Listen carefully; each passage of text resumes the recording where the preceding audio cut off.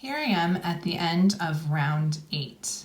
So I usually try to do like all of the increasing rounds in one sitting so that I don't get confused or lost with what I'm doing. But if you lose track, you're not like sure which round you're on, or you have to get up and go to the bathroom, you come back, you're like, what was I doing? Or you just want to like check in and make sure you're on the right track here and you're following the pattern. You want to just be really confident in how to count your rounds. So what I like to do is just come in here, see where it starts. It starts like, it's like a swirl where it goes like this and around and around and around. So start on the side of the hole and go 1, 2, 3, 4, 5, 6, 7, 8.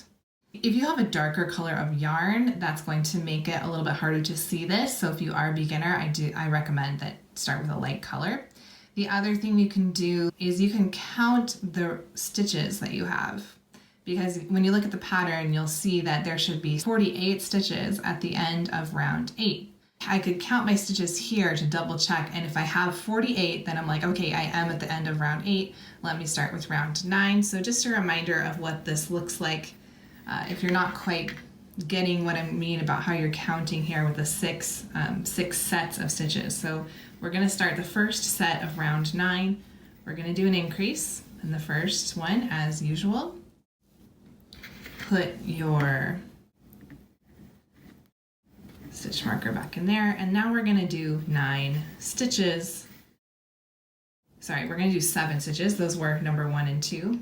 So we're going to do 7 more stitches. So this is number 3, 4, 5, 6, 7, 8, 9. Okay, and now we're ready to increase again. So we'll go 1, 2, and then we do plain stitches, 3, 4, 5, 6, 7, 8, 9.